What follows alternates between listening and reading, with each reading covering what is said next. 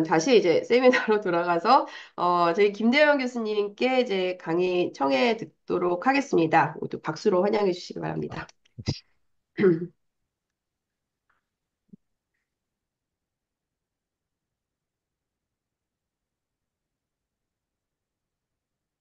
예, 소개 감사드립니다. 예, 화면 잘 보이시죠? 예. 네, 잘 좋은, 보입니다. 예, 일단 좋은 모임에 초대를 해주셔서, 예, 무한한 영광으로 생각합니다. 제가 받은 제목은 아까 말씀 주신 것처럼 중증 질환 지역 의료 체계 구축 사례에 대한 내용인데, 어떤 내용을 발표를 해야 하나 고민이었는데, 정은경 교수님께서 뇌졸중 학회에서 제가 발표했었던 내용을 보고 의뢰를 주셨다고 해서 당시에 발표했었던 내용을 중심으로 해서 저희 병원이 권역센터 심내혈관 센터로 지정되고 난 이후에 저희 병원에서 시행했었던 병원 전단계 사업의 경험이라든지 그다음에 문제점과 개선점 그리고 후반부에서는 올해부터 시행되고 있는 권역 심내혈관 센터 기반 네트워크 시범 사업에 대해서 간단히 시키도록 그렇게 하겠습니다. 예. 전국의 권역심내혈관 센터는 지금 14개로 구성이 되어 있습니다. 저희 병원은 2010년도에 지정이 됐었고요. 그 이후로 5개 병원이 더 지정이 돼서 지금 현재는 14개로 지정이 되어 있습니다. 저희 병원이 지정이 될 때 1년 전에 2009년도에 정은경 교수님이 당시에 이게 지정 관련된 아마 책임자로 알고 있어서 저희 병원에 와서 권역심혈관 센터이 나아가야 될 방향에 대해서도 한번 강의를 해주시고 2010년도에 저희 병원을 지정을 해주셔서 15년 동안 저희 지역에서 권역심혈관 센터의 역할을 할 수 있어서 이 자리를 빌어서 감사하다고 다시 한번 말씀드리도록 하겠습니다. 제가 말씀드릴 내용은 제가 주로 보는 환자들은 급성 뇌경색 환자라서 이제 뇌졸중 중심으로 해서 지금부터는 말씀을 드리도록 하겠습니다. 뇌졸중은 뭐 잘 아시는 것처럼 뇌경색과 뇌출혈로 이렇게 나누는데 뇌경색이 발생을 하면 뇌혈관에 이렇게 큰 혈전이 혈관을 막게 되면 1분당 약 190만 개 뉴런이 손상되기 시작하면서 이게 이제 마치 뇌가 이렇게 녹아내리는 것처럼 빠른 속도로 뇌가 손상을 일으키게 됩니다. 그래서 혈관을 빠른 시간 내에 개통을 시키지 못하면 장애를 심각하게 남길 수도 있어서 지금 현재는 진료 지침에는 증상 발생 후 4.5시간 이내에 정맥 내 혈전 용해제를 투여할 것을 권고를 하고 있습니다. 그렇지만 4.5시간 내에 혈전 용해제가 투여된다고 하더라도 좀 더 빨리 투여될수록 효과가 있어서 1시간 30분 안에 혈전 용해제가 투여가 되면 4.5명 중에 1명이 효과가 있고 그다음에 180분 때는 9명, 그다음에 270분 때는 14명 중에 1명이 효과가 있고 그 이후로는 오히려 출혈 위험성이 높기 때문에 투여하는 것을 고려를 다시 생각을 해보아야 됩니다. 최근 들어서는 동맥 내 뇌혈전 제거 수술에 관한 치료도 아주 적극적으로 진행을 하고 있습니다. 한 10년 전부터는 뭐 새로운 디바이스들이 굉장히 많이 개발되어 있어서 뇌혈관이 이렇게 막히면은 실제로 펑처를 해서 이제 카테터가 여기까지 들어와서 석션 디바이스로 혈전을 뽑아내거나 아니면 스텐트를 이렇게 펼쳐가지고 쪽집게처럼 이렇게 뽑아내면 뇌에서 이런 혈전을 실제로 뽑아낼 수 있고 실제로 개통률은 요즘은 한 80% 가까이 이 혈전을 다 뽑아낼 수가 있습니다. 그럼 현재 진료 지침은 6시간 이내에 이런 시술이 가능하면 해라고 되어 있습니다. 이 또한 빠른 시간 내에 혈관을 개통을 시킬 때 효과가 더 좋은 걸로 되어 있는데 예를 들어서 3시간 30분 안에 혈관을 재개통을 시킨다고 하면 3개월 후에 환자분이 독립적인 생활을 할 가능성은 80%, 4시간 30분 안에 개통되면 60%, 이제 시간이 지나면 더 효과가 떨어져서 6시간째 개통을 시키면 30% 정도 독립적인 생활이 가능하다고 이렇게 알려져 있습니다. 그래서 빠른 시간 내에 치료가 이루어지는 것이 뇌졸중 치료의 가장 중요한 관건이라고 말씀드릴 수 있겠습니다. 이렇게 뇌졸중이 발생을 했을 때 가장 빠르게 치료가 진행될 수 있는 이런 시나리오들은 이제 이런 그림으로 요약을 할 수 있겠는데 이제 시민 교육이라든지 이런 걸 충분히 해서 환자들이 아니면 보호자가 뇌졸중 이거는 증상이다 하는 것을 빠르게 이제 인지를 하게 되고 이제 119를 통해서 이제 신고를 하면 119 구급대원들은 신속하게 뇌졸중을 확인을 하고 평가를 해서 치료 가능한 병원으로 최대한 빨리 이송을 하고 이송 중간에 병원 전에 병원에 해당되는 병원에 연락을 하면 스트로크 팀이 액티베이션 돼서 의료진이 대기를 하고 있다가 신속하게 치료가 바로 이루어질 수 있도록 하는 게 가장 좋은 시나리오입니다. 그래서 마치 릴레이 경주에서 각자 맡은 부위에서 빠르게 최대한 이동을 해서 바톤을 이어받아서 다음 단계로 빠르게 이동을 할 수 있는 게 가장 좋은 치료라고 생각을 할 수 있습니다. 그러면 앞서 말씀드린 것처럼 저 EMS의 역할이 가장 중요하다고 말씀드릴 수 있겠습니다. 병원 전 단계에서. 그렇게 해서 항상 시민 교육을 나가거나 하면 항상 뇌졸중 증상이 발생되면 무조건 119에 먼저 신고를 하라. 이제 이렇게 말씀드리는 이유는 이제 벌써 10여 년 전에 미국에서 발표된 자료입니다. 여기서 보통 뇌경색이 발생했을 때 EMS 911을 이용했던 경우와 이용을 하지 않았던 경우를 보면 119 그 EMS를 이용했을 때 환자들이 3시간 이내에 응급실에 도착할 확률이 훨씬 높고 병원 내의 프로세싱도 훨씬 더 빠르고 결국 혈전 내 용해제를 투여받을 확률도 높고 투여받는 시간도 빠르다고 돼 있어서 무조건 EMS를 이용하라고 권고를 하고 있습니다. 그래서 119를 이용을 하면 아무래도 앰뷸런스를 이용하니까 병원에 빨리 오는 것도 하나의 장점이지만 구급대원들이 뇌졸중을 빠르게 판단을 해서 치료 가능한 병원을 훨씬 구급대원들이 의료 정보에 대한 내용들이 많기 때문에 해당되는 병원으로 빨리 치료를 할 수 있습니다. 하지만 이 당시에 벌써 20여 년 전인데 미국에서 뇌졸중 환자들이 EMS를 이용하는 비율을 보면 거의 60% 가까이 이렇게 되는데 이 페이퍼에서는 아직도 뇌졸중 환자들의 3분의 1 이상이 EMS를 이용하지 않는 것이 심각한 문제다 하는 내용을 발표를 한 적이 있습니다.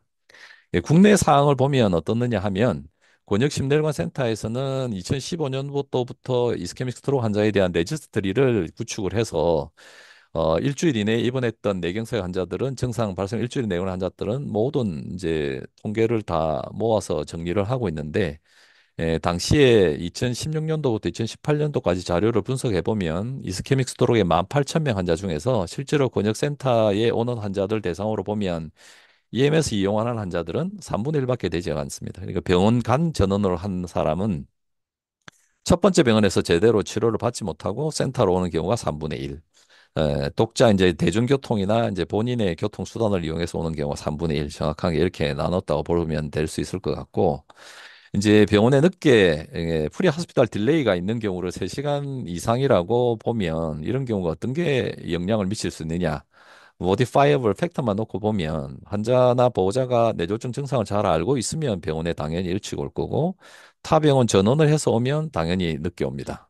그런 게 있고 이 중에 가장 중요한 팩터는 EMS를 하는 경우에는 그렇지 않은 경우보다 3시간 이내에 도착할 확률이 4배 이상이 높다. 이렇게 돼 있지만 아직까지도 국내에서는 EMS 이용률은 서양에 비해서는 좀 떨어지는 추세라고 말씀드릴 수 있겠습니다. 그래서 EMS의 역할이 병원 전 단계에서는 굉장히 중요한데, 지금부터 말씀드릴 내용은 저희 병원에서 이제 시행했었던 병원 전 단계 사업 중에서 정확한 뇌졸중의 EMS 구급대원들이 정확하게 뇌졸중을 진단을 할 수 있어야 되고, 그 다음에 치료 가능한 적절한 병원으로 이송을 해서 재이송을 줄일 수 있어야 되고, 신속하게 해당되는 병원으로 이송을 할 수 있어야 되고, 그 다음에 아까 말씀드린 것처럼 프리 하스피탈 노티피케이션을 통해서 진료가 신속하게 이루어질 수 있도록 하는 것입니다. 그래서 앞부분에서는 여기에 대해서 말씀을 드리고 뒷부분에서는 취약 지역 병원의 병원 전 단계 트리아지 그리고 권역 심리혈관 센터 기반 네트워크 시범 사업에 대해서 간단히 말씀을 드리도록 하겠습니다. 저희가 2010년도에 권역 심리혈관 센터로 지정을 받고 난 이후에 뇌졸중 파트에서 가장 먼저 했던 일은 그 EMS 구급대원들이 뇌졸중을 얼마나 정확하게 진단을 하고 부산 시내에 이송 실태를 한번 조사를 해보는 거였는데 그 당시에 2010년도에는 부산의 구급대원들이 약 한 300명 정도 있었고 앰뷸런스는 50대 정도가 있었습니다. 그래서 한 달 동안 부산 소방본부에다가 의뢰를 해서 뇌졸중 의심되는 환자들의 리스트를 받아서 부산 시내 신경과 의사가 근무하는 24개 병원에서 최종 진단을 정확하게 파악을 해서 실태를 파악을 했었는데 구급대원들이 실제로 뇌졸중이라고 생각했었던 환자의 43%만이 실제로 뇌졸중 환자였습니다. 그중에 이제 헤미파레시스라든지 언어 장애나 발음 장애가 있을 때는 뭐 구급대원들이 조사를 하나 의사가 조사를 하나 90% 정도는 대부분 뇌졸중 환자였고 이제 의식 장애는 실제로는 뇌졸중 환자가 반도 안 됐습니다. 그 이유는 이제 뭐 DI 환자라든지, 뭐, 저혈당 환자라든지, 뭐, 경련이라든지 여러 가지 원인이 있을 수 있기 때문에 실제로는 이제 진단율은 좀 떨어진다고 생각할 수가 있습니다. 이 당시에 조사를 하면서 놀랐던 거는 현장에 119 구급대원들이 신고 후에 도착하는 데까지가 평균 6분이 걸렸고, 그래서 전화 한 통화하고 병원까지 도착하는데 26분이니까 굉장히 빠른 속도로 이동을 하고 있다는 것을 뭐 알 수가 있었습니다. 그래서 이제 뭐 저희 센터에서는 어떻든지 뇌졸중 진단만 정확하면 이송은 굉장히 빠르게 이루어질 수 있지 않겠냐. 이제 이렇게 생각을 했고, 프리 하스피탈 스트로크 스케일이라고 병원 전 단계에서 뇌졸중을 진단할 수 있는 툴은 많이 개발되어 있습니다. 적어도 뭐한 10개 가까이가 개발되어 있는데, 이제 그 중에서 앞서 말씀드리는 헤미파레시스와 언어 장애가 포함되어 있는 이 중에서 주로 많이 사용하는 신시내티 프리 하스피탈 스트로크 스케일이라고 이제 이런 게 있습니다. 그래서 그 내용은 안면 마비가 있다든지 어느 한쪽에 상지 마비가 있다든지 아니면 언어 장애, 발음 장애가 있는 경우 세 개 중에 하나라도 있으면 뇌졸중으로 판단을 하는 겁니다. 그래서 당시 이제 외국인 모델로 해외에 나와 있는 게 있긴 한데 혹시 이제 서양 인물이라서 이게 좀 어색하기도 하고 혹시나 이게 저작권 뭐 그런 문제가 있을까 생각이 돼서 이제 아마추어 한국인 모델로 이렇게 바꿔가지고 요거를 이제 페이퍼를 만들어서 당시에 부산 시내에 앰뷸런스가 50대 있었거든요. 50대에다가 이제 비치를 해서 요 세 개 중에 하나라도 있으면 뇌졸중일 가능성이 굉장히 많다. 신속한 치료가 필요하고 뭐 치료 가능한 병원으로 신속히 이동을 해라 하고 해마다 이렇게 교육을 했고 만약에 병원이 지정이 되지 않거나 아니면 저희 병원으로 오는 환자들의 경우는 신경과 전문의 그 당시에 두 명이었거든요. 그래서 여기다가 개인 병원 핸드폰을 그게 비치를 해서 직접 연락을 달라고 그렇게 했었습니다. 그리고 2013년도부터는 아까 말씀드린 프리 하스피탈 스트로크 스케일을 실제로는 구급대원들이 이제 기록하도록 이렇게 이제 매뉴얼이 바뀌었거든요. 이게 이제 바뀐 내용을 보면 아까 말씀드린 신시내티 프리 하스피탈 스트로크 스케일이 들어가 있고 심내혈관 질환 환자가 의심될 때는 구급 처치표 외에도 심내혈관 질환 응급 처치 세부 상황표라고 추가적으로 이제 기록을 하게 돼 있는데 이 내용들이 들어가 있습니다. 네. 그래서 저희 센터에서는 이제 이런 내용들이 이제 도입되고 난 이후에 뇌졸중 진단율이 좀 차이가 있느냐 하는 내용들을 알아보기 위해서 다시 한번 조사를 한번 했습니다. 그래서 2014년, 15년 동안 저희 병원으로 119에서 내원했던 환자들 중에서 구급 일지에서 뇌졸중이 의심된다는 환자들만 모아서 실제로 파이널 다이어그노시스를 비교를 해봤더니 뇌졸중 정확률은 57% 정도까지 올라왔었고, 그다음에 실제로 신시내티 프리 하스피탈 스트로크 스케일이 기록된 환자들의 이제 스트로크 뇌졸중 진단율을 보면 역시나 저희들이 한번 조사를 했던 것처럼 거의 뭐 90% 가까이가 뇌졸중이었습니다. 그래서 이 정도 되면 아마 좀 더 많이 개선이 됐었다. 이제 이렇게 생각을 했었고, 이 당시의 단점은 실제로 이런 걸 기록을 해서 오는 환자들이 50%가 채 되지 않았습니다. 당시에는. 근데 최근에 저기 소방청에서 나온 자료를 이렇게 보면 이제 뇌졸중 척도 검사를 실시하는 비율이 부산은 5년 동안 보면 75%까지 많이 올라왔다는 것을 알 수가 있습니다. 하지만 전국 평균보다는 낮은 편이고 타 지역에서도 이런 것들을 많이 기록하고 있는 걸로 봐서 과거에 비해서는 뇌졸중 진단율이 훨씬 좀 높아지지 않았나 이제 이렇게 추측은 해볼 수 있을 것 같습니다.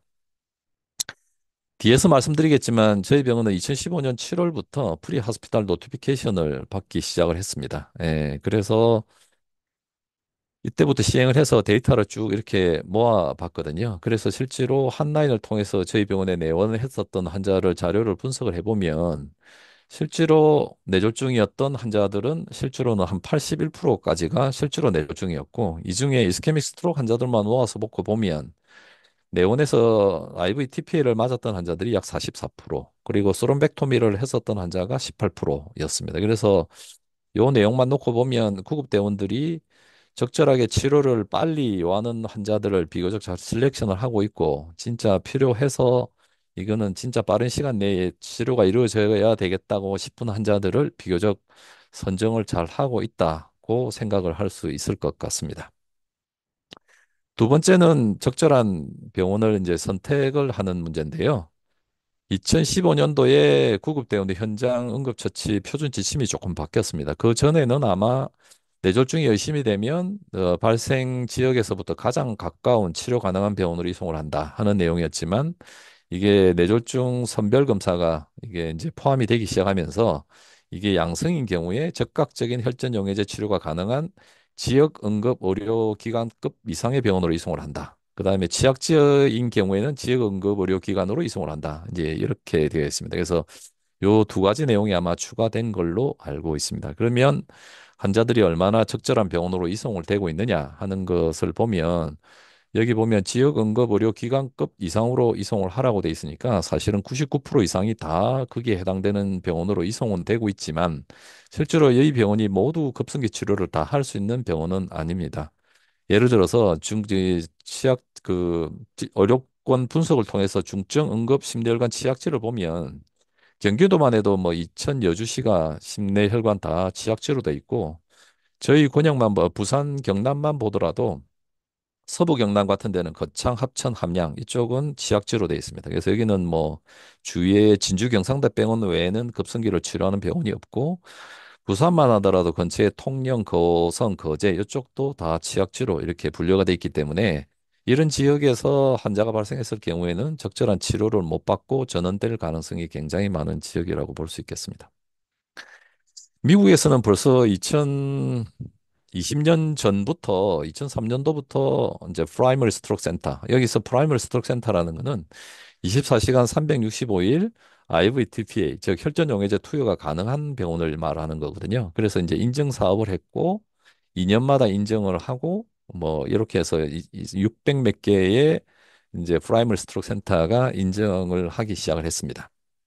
이제 그렇게 했더니 그렇게 하고 이제 뇌졸중 의심되는 환자는 프라이머리 스트로크 센터만 이송을 해라 하는 게 이제 법제화되는 주들이 많이 생겼습니다. 그래서 이게 캘리포니아 지역만 놓고 보면 이 시점을 통해서 향후에 뇌졸중 의심되는 환자들은 프라이머리 스트로크 센터로만 이송을 하게끔 법령이 시행된다 할 때에 상당수 병원들이 프라이머리 스트로크 센터 인증을 받았고 그 이후로 이제 보면 다른 병원에서 프라이머리 스트로크 센터에서 TPA를 투입받는 환자의 비율이 엄청나게 이렇게 많이 늘어나는 것을 볼 수가 있습니다.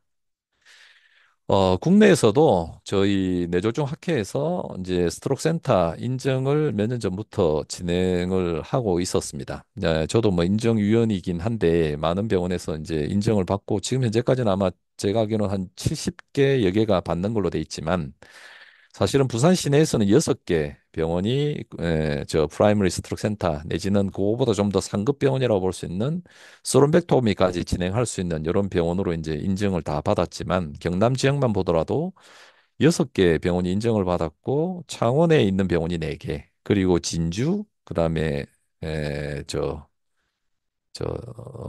창원이 4개 양산 부산대 각각 하나 정도입니다. 그래서 서부 경남 쪽은 아주 취약하다고 이렇게 볼 수밖에는 없을 것 같고 사실은 이런 병원으로 내원하지 못하는 환자들은 사실은 대부분 전원을 가야 될 가능성이 굉장히 높은 상황이라고밖에 볼 수밖에 없습니다. 그러면 결국 환자들이 재이송을 갈 수밖에는 없는데, 그 상황을 보면 사실은 저 부산 지역은 광역시기 때문에 프라이머리 스트로크 센터도 이급 이상의 병원도 6개 병원입니다. 그래서 제대로 잘 이송이 될 거라고 생각을 하고 있지만, 2022년도에 코로나가 끝날 무렵에 저희 권역 심내혈관 센터 그리고 동아대병원은 권역 응급의료 센터까지 같이 일을 하고 있는데, 여기에 저 부산 소방본부와 같이 그 연구 용역 사업을 해서 병원 선정 프로세스 개발과 이송 체계 연구를 통해서 저 코로나 시대 때 환자들의 이송 패턴이라든지 이런 걸 분석한 게 있는데 이 내용을 잠시 보시면 부산 시내에서는 뇌졸중 환자를 가장 많이 수용하는 병원은 한 6개 병원 정도가 됩니다. 6개 병원인데 이 환자들 내용을 보면 119 통해서 직접 내원하는 환자들이 요 정도 되고요. 그다음에 병원 전원돼서 오는 환자들이 초록색인데 이 중에 보면 상당수 뇌졸중 환자들이 타 병원을 먼저 방문했다가 내원하는 걸로 이렇게 되어 있고 아까 말씀드린 권역 심내혈관 센터 레지스트리만 보더라도 다른 병원에서 전원되어 오는 환자들이 33%고 이제 여기에 어큐트 이스케믹 스트로크, 어큐트 MI는 훨씬 더 심합니다. 51%가 타 병원에서 치료를 받지 못하고 전원되어서 오는 환자들이 훨씬 더 많습니다. 그래서 의외로 전원돼서 오는 환자들이 훨씬 많다는 것을 알 수가 있고, 그러면 다른 병원에서 전원돼서 오는 환자들은 어떤 환자들한테 어떤 영향을 미치느냐? 내용을 보면 저희 병원에서 이제 요 기간 동안에 4년 동안에 이스케믹 스트로크로 TPA를 투여받았던 환자들만 놓고 분석을 했었습니다. 그러게 보면 저희 센터로 바로 와서 혈전 용해제를 투여받은 환자들이 있을 것이고 타 병원을 경유를 해서 온 환자들도 있을 겁니다. 이렇게 분석을 했는데 반반 정도 됩니다. 대개는 이 당시에 다른 지역에서는 거의 뭐 10% 미만 정도가 다른 병원에서 전원돼서 TP를 투여받았지만 저희 병원이 이렇게 많았던 이유는 이 당시에 저희 병원들이 적극적으로 1339 통해서 타 병원에서 전원을 굉장히 많이 받았거든요. 그런 영향도 있긴 하지만 어떻게든 타 병원에서 전원됐던 환자는 도착까지 시간이 이미 1시간이 좀 늦고 결국은 치료까지 이루어지는데도 시간이 늦고 그래서 3개월 아웃컴도 여기가 이제 모디파일 랑킨 스케일이 이 이하가 아까 말씀드린 독립적인 생활을 가능한 환자들의 수준인데 여기도 직접 내원한 환자들의 예후가 훨씬 더 좋다고 돼 있기 때문에 일단 타 병원을 거쳐서 오는 사람들은 예후가 좀 저 안 좋을 치료 시간이 딜레이가 돼서 예후가 저 더 좋지 못할 가능성이 굉장히 많습니다. 그래서 뭐 지금까지 두 가지 관점에서 말씀을 드렸는데 이제 뭐 예를 들어서 드리는 게 더 편하실 것 같아서 급성 뇌졸중 환자가 치료병원까지 가능하는데 문제점에 대해서 케이스로 한번 말씀을 드리도록 하겠습니다. 작년 8월 무렵인데 남자 86세 환자고 이 분은 제 동기 아버님이어서 저도 뭐 평상시에 알던 분입니다. 그래서 경로당 화장실에 갔다가 오른쪽 팔다리에 갑자기 마비가 와서 119 통해서 가까운 김해 소재 종합병원으로 이송을 했습니다. 이제 이렇게 했는데 과거에 뭐 스텐트도 삽입을 했었고 최근에 항소 혈소 판정을 며칠 안 드시긴 했다고 하더라고요. 그래서 당시에 이제 CT를 찍었더니 뇌출혈은 없고 증상이 심하지 않으니까 오후에 MRI 촬영을 입원해서 약물 치료하자 이렇게 설명을 들었다고 하더라고요. 그래서 그 동기가 이 병원에 갔더니 저한테 연락이 왔습니다. 지금 환자가 걷지도 못하고 무조건 병원에 일찍 가라고 했는데 뭐 이게 기다렸다가 MRI 찍고 입원을 하자 이렇게 들어서 뭐 이게 이상하다. 그래서 이야기를 들어보니까 환자는 뭐 저 TPA 인디케이션은 확실히 해당될 것 같고 그래서 TPA는 투여해야 될 것 같은데 이게 뭐 그렇다고 환자를 내버려 둘 수는 없고 그래서 이게 이제 저희 국내에서는 파병원에서 전화오는 환자들이 굉장히 늦습니다. 왜냐하면 환자가 소견서 받아야 되고 수납해야 되고 그다음에 사진 복사를 해야 되고 그다음에 사설 구급대를 기다려야 됩니다. 그래서 보통 저희 경험상 부산 시내에서도 1시간 이내에 오는 경우들이 흔하지가 않습니다. 그래서 이게 그쪽에서 사설 구급대까지 배차가 되는 데까지 얼마나 걸리냐라고 물어봤더니 적어도 35분 이상 기다려야 된다. 그래서 제 동기 보고 어차피 1시간 이내는 오기 어려우니까 그냥 환자 뒤에 태우고 자차로 오라. 그렇게 해가지고 저희 병원에 25분 만에 왔습니다. 그래서 신속한 병원 간 이송이 제일 중요하긴 한데 실제로는 해당되는 병원에서 딜레이가 있는 경우가 사실은 제일 크고 그래서 보통 도인 도아웃 타임이라고 하는데 여기에 환자가 예우를 결정하는데 상당한 중요한 팩터 중에 하나고 이제 미국에서는 도인 도아웃 타임을 뭐 이렇게 개선했던 60분을 단축시켰다 하는 내용도 뭐 나와 있을 정도입니다.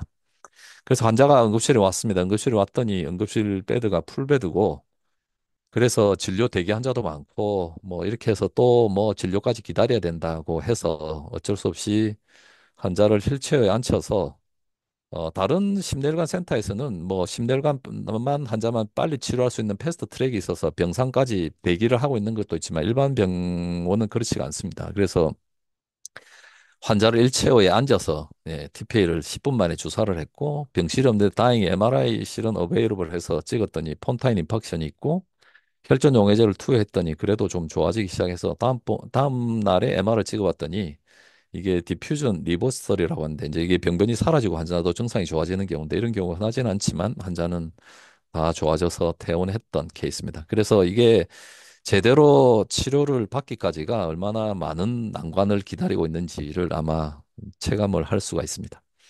세 번째는 이제 환자들이 얼마나 빨리 이송을 하느냐 하는 문제입니다. 역시 잘 아시는 것처럼 대도시에 있는 것과 타 지역에 이제 시골에 있는 사람들과 간에 이송되는 시간은 당연히 차이가 날 것이고 이게 메디안 값으로 보니까 큰 차이는 없는 것 같지만 실제로 30분 이상 걸리는 환자의 비율을 보면 경남, 경북, 전남, 충북 같은 경우는 이상이 30분 딜레이가 있고 강원도 같은 경우는 뭐 40% 이상이 30분 딜레이가 있습니다. 지역마다 편차가 많다는 것을 알 수가 있고 그다음에 최근에 보시면 환자가 신고하고 병원 도착까지 시간도 딜레이가 되는데 아까 말씀드렸다시피 저희 병원 36분이었는데 2018년도 10년 사이에 오히려 10분이 더 딜레이가 됐습니다. 예, 딜레이가 됐고, 그거는 비단 뭐 지금처럼 계속 응급실 뺑뺑이가 문제가 아니라 코로나 시대 때부터 계속해서 이게 환자들이 내원 시간까지 딜레이가 되고 있습니다. 그래서 실제로는 2022년 자료만 보면 실제로 30분 이내에 환자가 병원에 도착하지 못하는 경우가 이제는 뭐 63분의 2 정도가 30분보다 훨씬 더 딜레이가 돼서 병원에 도착을 하고 있습니다. 그러면 딜레이 사유가 뭐냐 하는 내용을 아까 말씀드린 자료에서 한번 확인해 보면 출동을 해서 병원 선정까지 이르는 시간이 2017년부터 코로나 시대부터 계속 딜레이가 돼서 실제로 30분 이내에 병원이 선정이 되는 비율도 갈수록 줄어들어 있고 심지어는 병원 선정이 안 돼서 타 지역으로 유출되는 게 3에서 한 5% 정도 되는 것으로 되어 있습니다. 이렇게 유출이 되는 이유는 예를 들어서 응급실에서 뭐 부산의 대학병원 두 개에서 환자 수용할 수 없다. 양산에서도 치료 담당할 수 없다. 뭐 이렇게 해서 울산에 있는 병원으로 이송이 되고 거꾸로 울산에 있는 병원이 저희들한테 병원에 와서 요즘 저 스론백토미 안 하느냐 이렇게 물어보면 사실은 저희는 이게 한 라인을 유지하고 있지만 사실은 저희도 모르게 응급실에서 모든 환자를 수용을 결정하기 때문에 환자들이 유출이 되는 경우가 있고 이제 인증 심사를 가보면 부산 시내의 상당수 환자들이 경남 창원에서 스론백토미 받는 경우도 있습니다.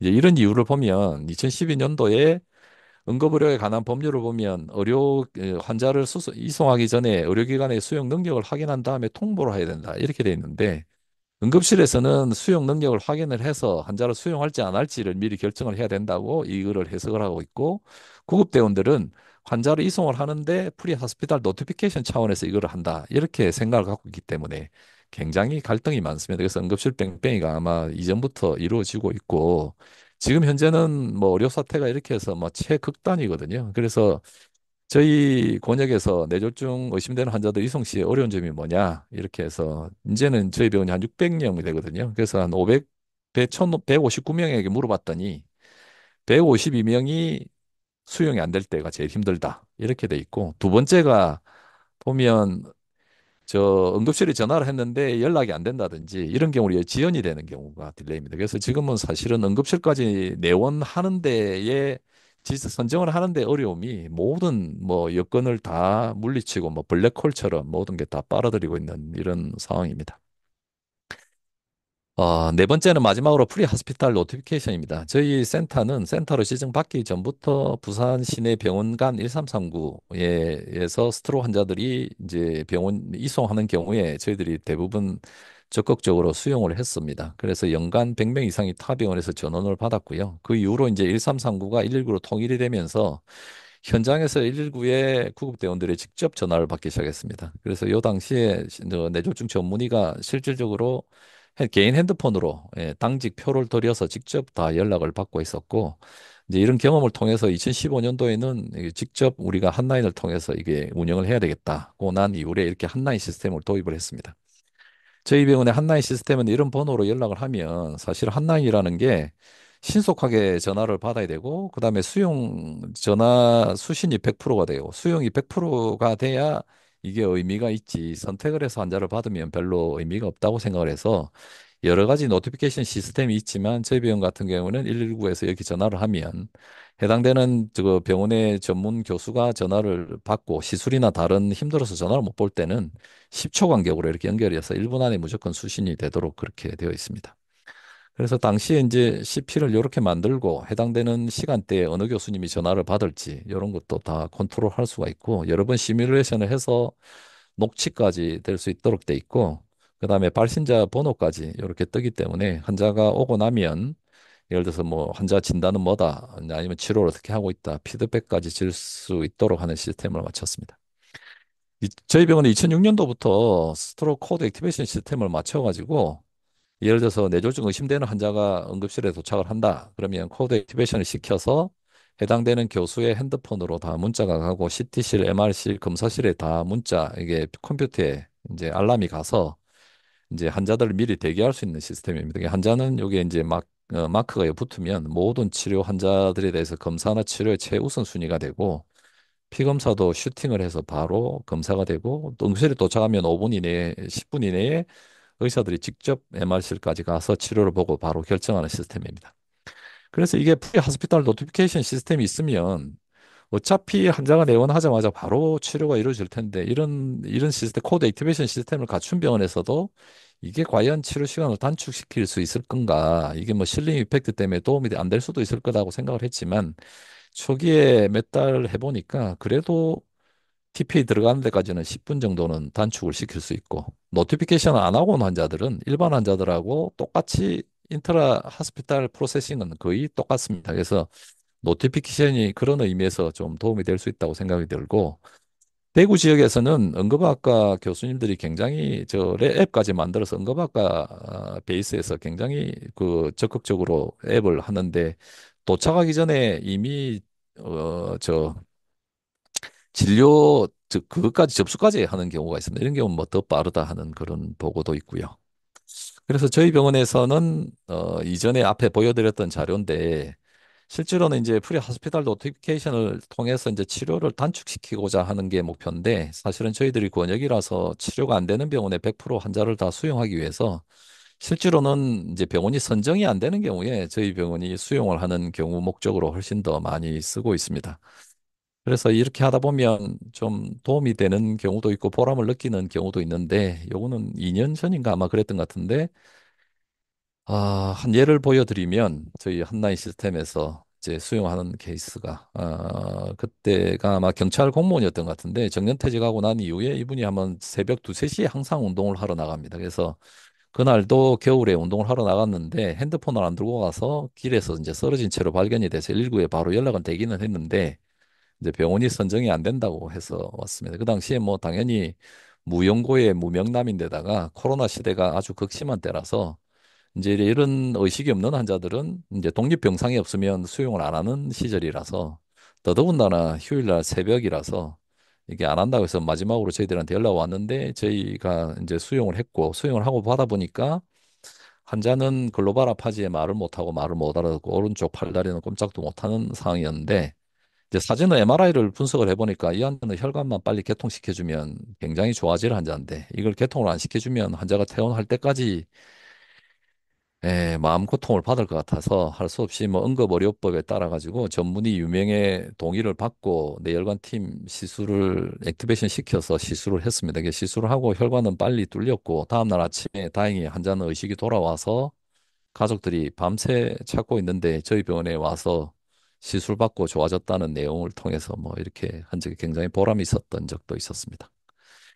예, 전반부의 내용을 말씀드리고 후반부는 권역 심내혈관 센터 네트워크 시범 사업에 대해서 간단히 말씀을 드리겠습니다. 국내에 이제 급성 뇌졸중 환자들이 얼마나 치료 가능한 병원으로 접근을 할 수 있을 건가? 아까 저희 부산 경남 예를 들었지만 이게 빨간색으로 보이는 게 이게 스론백토미가 가능한 병원이거든요. 이게 보면 역시나 이게 부산, 경남, 서울 쪽 수도권에 모여 있고 강원도, 전남 이쪽 지역이 취약한 지역입니다. 그래서 취약지는 이렇게 제가 말씀을 드렸고 그래도 다행스러운 거는 우리나라는 이제 지역이 좀 좁고 교통이 발달돼 있어서 지역 편차가 심하긴 하지만 실제로 60분 이내에 이런 병원에 도착할 수 있는 인구를 보면 거의 90%는 이제 도착을 할 수가 있습니다. 그래서 이런 네트워크만 잘 활용을 해도 취약지라 하더라도 1시간 안에 치료 가능한 병원으로는 도착할 수 있지 않을까 이제 이렇게 추정을 하고 있습니다.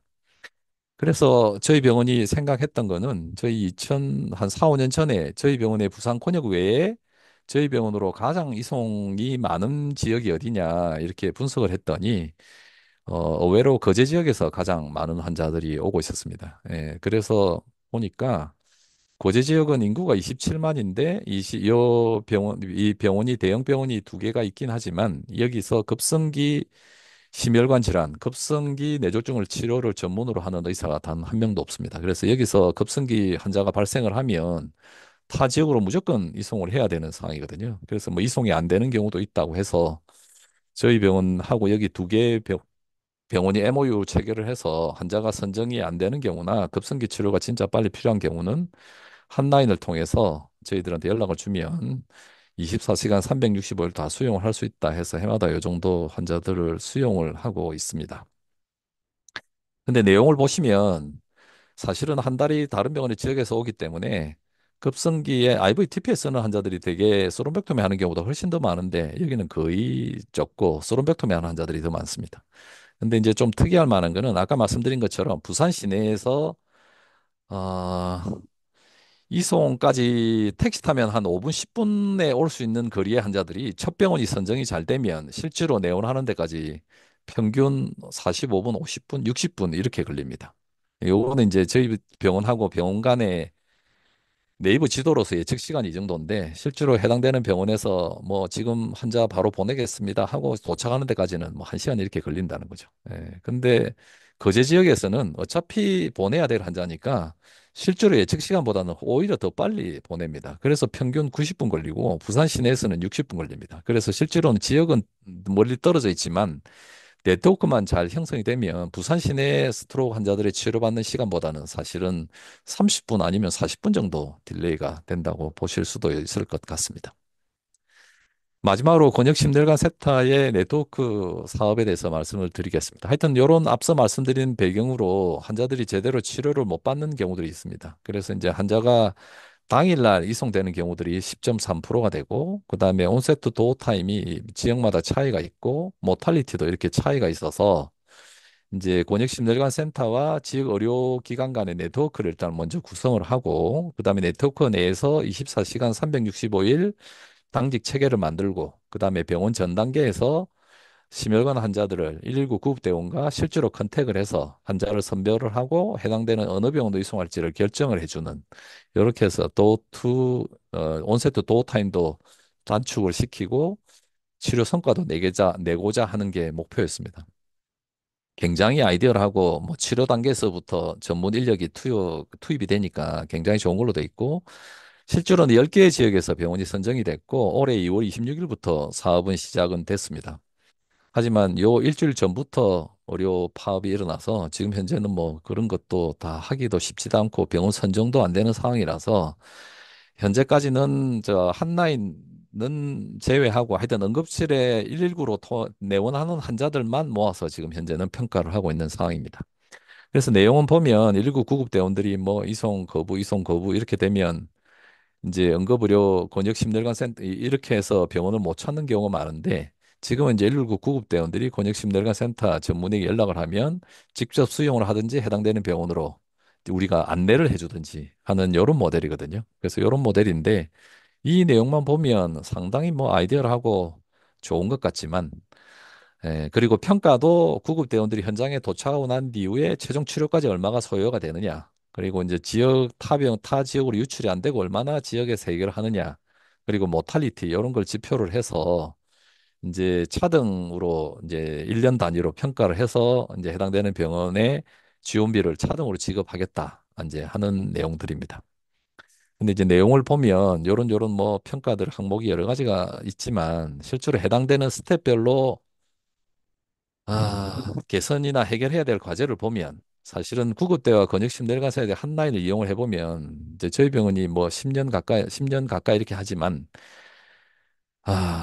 제가 한 네다섯 명이 이거를 365일 24시간 전화를 받는 게 쉽지가 않습니다. 예, 더더군다나 어플로 뭐 이용할 수도 있는 게 아니고 당장 안 받으면 길에서 앰뷸런스가 서서 기다려야 되는 상황이니까 이런 한라인을 운영하는 것도 쉽지가 않고 더더군다나 거제 지역까지 포함해서 저희들이 사업을 해야 되는데 거제 지역에 있는까지도 이제 다 받아야 되는 상황이고 그 정도로 인력은 뭐 부족한데 이제 이런 걸 직접 다 전화를 받아야만 평가를 받을 수 있다 하는 내용입니다. 그래서 모든 환자를 다 수용해야 되느냐? 그것도 명확하지 않은데. 그래서 이제 정상 6시간 이내 환자만 할 건지, 불가능한 환자만 할 건지, 요것도 이제 구급대 교육을 통해서 다 직접 교육도 해야 되고, 환자 선정도 해야 되는 그런 어려움이 있습니다.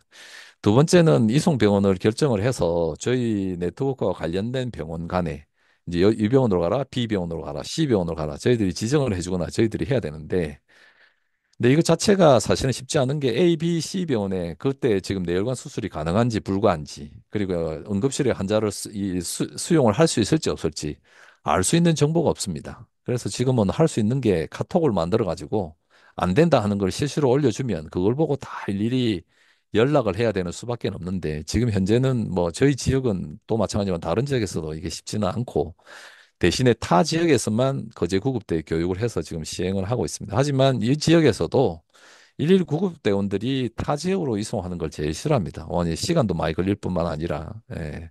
일단은 저 자문 의사의 자문도 받아야 되고, 이제 이런 여러 가지 문제점이 있습니다. 그리고 이제 현장 도착 시간, 한라인 연락 시간, 도착 이런 걸 다 일일이 모니터링을 해서 평가를 하기 때문에 이런 것도 다 기록을 해야 된다는 게 문제점이고, 어느 병원에서 하나가 늦어지면 이게 다 평가를 제대로 못 받는 이제 그런 상황입니다.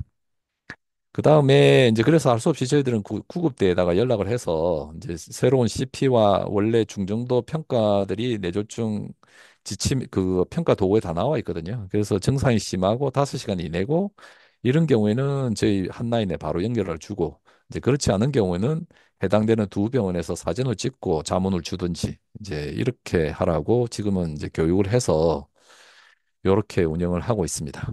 예, 이제 거의 마지막인데요. 그렇게 해서 저희들이 10년 동안 병원 전 단계 사업을 해서 전 단계에서 많은 발전이 이루어졌습니다. 이제 구급대들은 이제 현장 구급대원들이 10 몇 년 사이에 2배로 늘어났고, 그다음에 구급대 수도 이렇게 늘어났고, 그다음에 앰뷸런스도 50세대에서 70세대까지 늘어나고, 이제 그 전에 프리 하스피탈 노티피케이션을 해달라고 해도 이 무렵에는 할 수가 없습니다. 한 명 운전하고 한 명 뒤에서 뭘 다른 처치를 할 수 없는 상황인데 2015년도부터는 세명이서 앰뷸런스를 타기 때문에 그런 것도 좀 더 용이해졌고 저희 센터 자료만 보더라도 이스케믹 스트로크 환자의 4분의 1만이 119를 이용했는데 지금은 반 정도 ICH 환자는 뭐 70%까지 119를 이용할 수 있을 정도로 나아지긴 했습니다. 하지만 저희 병원에 있는 일하는 사람의 입장에서 놓고 보면 IVTPA를 많은 환자들이 근무 시간에 오는 환자들이 이때는 대부분이었지만 이제는 갈수록 환자들은 줄어들고 근무를 하지 않는 시간에 오는 환자들이 오히려 훨씬 더 많아졌습니다. 부산 시내의 특징은 지역응급의료기관이라든지 준종합병원에 스론백tom이라든지 하는 의사들이 제법 많긴 하지만 이런 분들이 야간이나 주말에는 할 수가 쉽지는 않은 상황이고 인력 때문에 그래서 아마 이때만 더 환자가 몰려오지 않나 싶고 스론백토미 케이스는 갈수록 더 늘어나서 70%의 환자들이 야간이나 주말 휴일 때만 몰려오고 있습니다. 그래서 환자들이 오면 일요일 같은 뭐 휴일에도 뭐 병원 이거 스론백토미를 위해서 기사, 간호사, 의사, 시술자 포함해가지고 하루에 2번, 3번, 많게는 4번까지 출동한 적도 있습니다. 그렇게 힘든 상황이고 그래서 저희 센터가 시작할 때 뇌혈관 전문의가 4명으로 시작을 했었거든요. 많을 때는 9명까지 갔었는데 지금은 그 4명 중에 1명은 정년퇴직을 하시고 3분 남아 있고 그 15년 사이에 실제로는 1명 충원됐고 그다음에 올 9월 달에 1명이 발령이 나서 5명이서 이제 한라인 연락을 다 받으면서 야간, 주간 뭐 이렇게 근무를 해야 되는 상황입니다. 마지막으로 심장은 훨씬 더 어렵거든요. 심장은 뭐 아까 말씀드린 것처럼 뇌졸중 환자들이 구급대에서 뇌졸중이다 하면 80%가 뇌졸중인데 실제로 119에서 출동을 하면 심장은 오히려 더 늦습니다. 예, 그리고 여기 내용 보면 실제로는 흉통이라고 하지만 실제로 와서 보면 앵자이티 디소더도 많고 그래서 실제로는 환자를 감별하기가 쉽지가 않습니다. 그래서 저희 심혈관 센터에서 몇 년 전에 유일한 전국에서 최초로 병원 전 단계에서 심전도 전송 사업을 해서 구급대원들이 MI가 의심이 되면 심전도를 찍어서 저희 병원의 그 심장내과 교수님들한테 연락을 해서 이게 맞다고 싶은 사람들만 직접 이송을 하도록 다이렉트로 타 이 병원에서 재송이 줄도록 이렇게 해봤는데 이제 이렇게 해서 하다가 몇 달 하다가 도저히 이거를 소화해낼 수 없어서 지금은 이걸 중단을 했고 실제로 이런 환자들이 병원에 내원을 해서 시술이 반드시 필요한 환자들이 실제로는 10%도 안 된다고 해서 심장은 병원 전 단계 사업이 훨씬 더 어려운 실정입니다. 네, 네, 네. 마지막 슬라이드인데요. 그래서 이제 병원 전 단계 사업을 하면서 이제 의료진도 힘들긴 하지만 또 하나의 우려가 되는 거는 뭐 예를 들면 이런 겁니다. 예를 들어서 이게 이제 전국에 저 뉴스하고 공중파 뭐 해서 보도가 안 된 신문이나 방송은 없을 정도로 다 보도가 됐는데 이게 3월 26일 날 에어틱 다이섹션 환자가 부산 시내 15개 병원에서 거부가 돼서 부산 울산으로 뺑뺑이를 돌다가 뭐 5시간 만에 뭐 수술했는데 환자는 사망을 했다. 이제 이런 게 보도가 됐습니다. 그래서 그날 밤에 복지부에서 저한테 연락이 오고 다음날 진료 시간 중에도 기자들이 몇 번을 전화를 와서 왜 병원 전단계 시범 사업이 시행됐는데 이런 일이 발생을 하냐. 이렇게 해서 저는 구차하게 대동맥 박리는 전 단계 시범 사업에는 사실은 포함되지 않는 내용이고 시범 사업 한 달 만에 이런 문제가 다 해결이 됐으면 지금 같은 상황이 오지도 않았을 거고 전공의 파업이 시작된 지도 지금 해서 환자 수용도 안 되는 마당에 이걸 할 수도 없고 사실은 우리가 환자를 보고 싶어도 응급실에서 모든 환자를 수용을 결정하기 때문에 어떻게 할 수도 없다. 예, 그리고 부산 시내 흉부외과 의사가 저 에어텍 다이섹션을 오피할 수 있는 게 아니라 제가 8명을 알고 있고 적극적으로 하시는 분이 4명으로 알고 있어서 어차피 환자가 발생을 하면 서로 간에 연결을 해서 다 수술은 이루어지는데 여기도 보면 45분 만에 병원에 도착했거든요. 그러니까 아까 뇌졸중 환자가 36분이니까 10분 딜레이, 평균보다 10분 딜레이가 됐다고 볼 수 있고 수술도 4시간 만에 들어갔으면 뭐 그렇게 늦은 건 아니라고 하는데 여기서 뭐 수술한 의사 선생님은 제가 수술을 잘못했는데 온 부산 시내 병원이 다 조사를 받고 그래서 이제 중환자 치료를 이어갈 수 있을 자괴감이 든다 하는 내용들이 발표가 됐습니다. 그래서 이런 시범 사업들이 어떻게 보면 진료하는 의사 입장에서 마치 의무와 책임만이 더 가중되는 사업이 될 수도 있지 않을까 하는 그런 불안감을 가지고 있습니다. 예, 제 발표는 여기까지고요. 경청해 주셔서 대단히 감사합니다.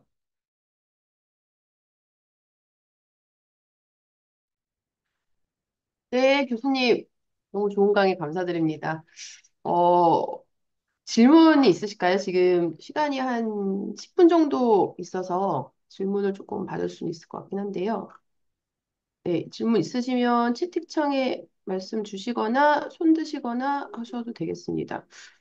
그래서 좀 생각하시는 동안에, 그러니까 지금 그 시범 사업, 아까 그 거제 시범 사업 같은 경우에 사실 거제는 이제 좀 부산하고 가깝긴 하지만 지금 부산 권역센터이시잖아요. 근데 그런 이제 거제 지역하고 이렇게 사업하시는 거에 대해서 어찌 보면 이제 경남 지역인데, 그런 이제 그 행정구역상의 이제 그런 부분 때문에 혹시 다른 문제는 없으신가요?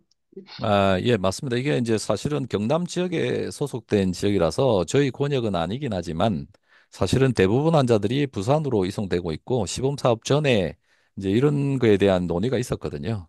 그래서 해당되는 지역하고 가깝고 이렇게 하면 타 지역의 범위를 넘어가도 괜찮다고 해서 사실은 저희 지역은 거제, 그다음에 저기 양산, 부산 이렇게 권역으로 묶여가 있습니다. 그러니까 아예 번역을 이제 거제하고 양산까지 그렇게 예, 예. 갖고 계신 거예요. 근데 지금은 사실은 저 공교롭게 저 기사가 막 이슈화 되기 시작하면서 사실은 이 사업을 같이 하자고 해도 하는 참여를 하겠다는 병원이 힘들어서 겨우 3개 병원을 리크루트를 해서 저희 병원까지 포함해서 4개 대학병원이 운영이 되는데 이 기사가 나올 때쯤 돼서 양산에 있는 대학병원은 이거는 우리가 할 사업이 아니다 하고 철회를 해서 지금은 이제 3개 대학병원으로 그 운영을 하고 실제로는 거제, 부산 지역만 하고 있는 상황입니다.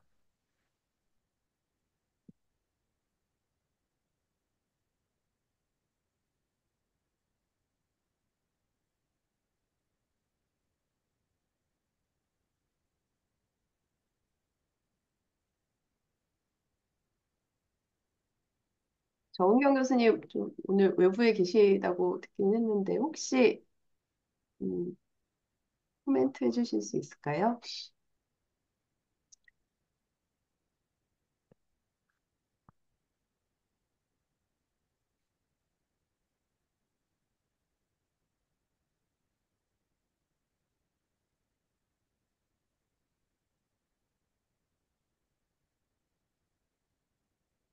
근데 아까 그 한라인 같은 경우에 그러니까 지금 뇌졸중뿐만 아니라 심뇌혈관 질환을 다 그렇게 한 라인으로 묶어서 운영을 하고 계시는 그런 상황인가요? 초반에는 저희들이 한라인 통해서 그렇게 하다가 아까 말씀드린 것처럼 심장은 근데 그 실제로는 시술이 아닌 경우들이 워낙 많고 감별이 네. 쉽지가 않기 때문에 사실은 이게 너무 힘들어서 저희 병원도 작년부터인가 이게 하여튼 심장 쪽에서 한 라인 더 이상 전화는 받지 않고 있고요. 음, 이게 시범 사업을 하면서 저희 권역에서 제일 힘들었던 게 심장내과 교수님이 이걸 안 하려고 합니다. 이게 전화도 너무 많고 진단율도 떨어지고 실제로는 저희는 뭐, 환자가 오는 중간에 뭐 사망을 하거나 원내에서 사진을 찍기 전까지는 뭐 다른 대책이 없지만 중간에 나빠진다든지 심근경색 같은 게 사망한다든지 아니면 실제로는 MI가 아닌 경우들이 훨씬 많고 그렇게 해서 이게 너무 힘들어서 이제 다른 지역에서 이제 이걸 리크루트하기가 더 훨씬 힘들어서 지금도 아마 이게 제일 걸림돌이긴 한데 사실은 지금 현재까지는 병원 전 단계에서 MI 환자를 스크린할 수 있는 툴도 없고 뭐 이렇게 해서 그거는 심장 쪽은 훨씬 더 힘든 상황입니다. 그럼 이제 한 라인이 심장 쪽 따로 있고 뇌졸중 따로 있고 그렇게 하면서 저희는 전화번호는 하나로 돼 있는데 네네. 하나로 돼 있는데 이제 뭐 심근경색이나 이게 의심이 되면 1번, 뇌졸중이 의심이 음, 되면 2번 음, 이렇게 해서 연결이 되게 돼 있습니다. 네. 예. 네. 혹시 또 질문 있으실까요? 음, 공공의료 사업단에서도 많이 들어오셨는데요. 정은영 교수님은 지하철이시라고 그러시고 좋은 발표 감사드린다고 하셨습니다. 네, 그러면 따로 질문이 없으시면 오늘 조금 일찍 마칠까 합니다. 그래서 교수님 귀한 시간 내주셔서 너무 감사드리고요. 네, 제가 알기로는 그 뇌졸중 환자가 우리나라 전체적으로는 좀 환자 수는 느는데, 그래도 사망률은 되게 빠르게 감소하고 있는 그런 네. 질환이라서 비교적 우리나라 관리와 치료를 굉장히 잘하는 걸로 이렇게 이해를 하고 있는데 맞는 거지요. 예, 뇌졸중 지금 사망률은 아마 2등인가에 3등으로 떨어졌고 사망률은 아마 잘 아시겠지만 거의 세계에서도 낮을 만큼 굉장히 빠른 속도로 줄어들고 있고 한데 뇌졸중을 전공하는 교수님들은 이게 환자가 치료 성적이 안 좋거나 문제가 생겨야 정부 지원이 있고 알아서 잘하는 데는 오히려 더 지원이 없다. 왜냐하면 탈이 안 생기니까 뭐 이렇게 뭐 생각하시는 교수님도 많은 것 같습니다. 굉장히 좋은 양질의 진료를 제공하는 데 이런 번역센터 또 교수님들께서 많이 정말 큰 기여를 하고 계신 것 같아서 저도 다시 한번 감사를 드립니다. 네, 그럼 오늘 세미나는 여기서 마치도록 하겠습니다. 저희 다음 세미나는 2주 후에 10월 31일에 다시 뵙도록 하겠습니다. 오늘 참여해주신 여러분들 모두 감사드립니다. 세미나 마치겠습니다. 감사합니다. 네. 감사합니다.